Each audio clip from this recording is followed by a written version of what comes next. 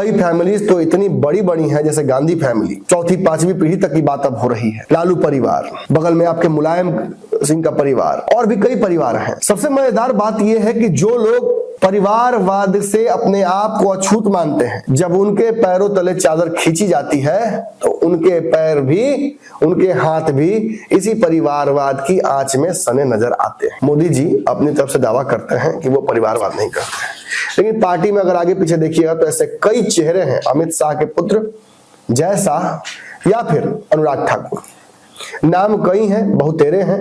इन सभी नामों का जब जिक्र होता है तो परिवारवाद से भाजपा अछूती नहीं रहती है, मोदी जी चेहरे रहते हैं। कालांतर में कई ऐसे नेता हुए हैं जिन्होंने कहा है कि वो परिवारवाद से अपने आप को दूर रखेंगे, लेकिन इसका हश्र भी बहुत अच्छा नहीं रहा है। जिन राजनीतिक दलों ने, जिन राजनीतिक परिवारों ने राजनीति अपने अगली पीढ़ी को नहीं सौंपी, उनकी स्थिति राजनीति में बद से बदतर होती गई।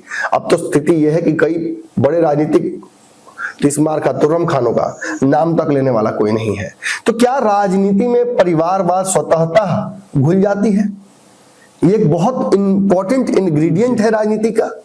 ये पचफोरना है जिसके बिना ये छौका लगेगा ही नहीं। हम बिहार के एक ऐसे नेता की बात कर रहे हैं जो 18-19 साल से बिहार की कुर्सी पर काबिज हैं, जिनके परिवार का कोई दूसरा सदस्य अब तक राजनीति में नहीं आया है। और आप दर्शक समझ रहे हैं मैं किसकी चर्चा करने जा रहा हूं। नीतीश कुमार, समाजवाद का वो चेहरा जिसने परिवारवाद को कभी अपने आसपास भटकने नहीं दिया, लेकिन मोदी जी की तरह नीतीश कुमार के भी हाथ परिवारवाद से अछूत नहीं रहे हैं।